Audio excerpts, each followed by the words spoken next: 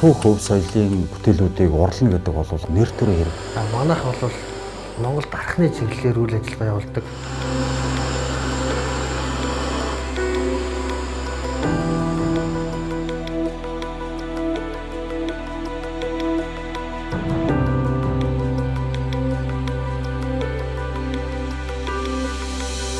Манайд бол 1992 оноос их сөрөө хатгсан түүхтэй хуучин настай урлан гэх юм бол өнөөдрийн урлангууд дотроо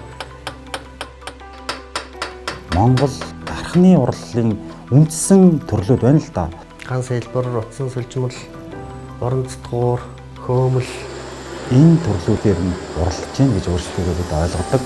Түүх, хөв соёл, уран дархны чиглэлээр олон шинэ бүтээлүүдийг хийж өөрийн улс орондоо төдийгүй дэлхийн нийтэд таниулан сурталчилж түүнийг цаашид дараа үе рүүгээ өвлүүлэн үлдээх үүргийнхаа хүрээнд бид бол ажиллаж байна гэж ойлгодог. жил болгон одоо нэг дэвсэрсэн шинэ санаа оног манай дуу турлан бол байнга гаргаж явдаг л та. Одоо энэ нэг жишээ ирээ. Энэ болохтойгоо зэрэг 6 насны морь тэгээд ийм 93 наадмыг ингээд тойрож шигтгэж урлж өгсөн нэг юм офисын ширээний үзэг балны сав гаргаж байгаа.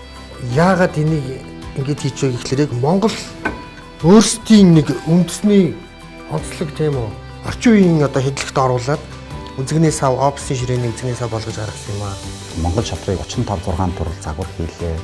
Энэ дотроо түүх, ёс заншил, үлгэр домог, байгалийн сайхан, тав шуу мал, ховор ан амтан бүр эзэн Чингис хааныгаа хүртэл шатар дээр хийгээ тавьсан. Дэлхийн маш олон улс оронд эх орноос сурталчилж үзэсгэлэн гаргаж эх орныхоо нэр зэрэг авч явсан байдгийн.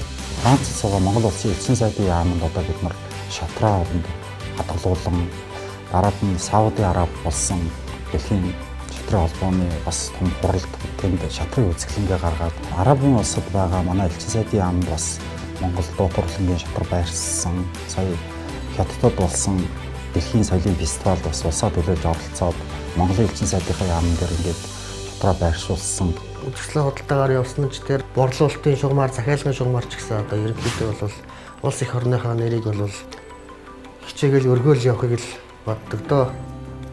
Өв уламжлалаа дээдэлдэг Монгол түмэн минь сар шиндээ сайхан шинлээрээ.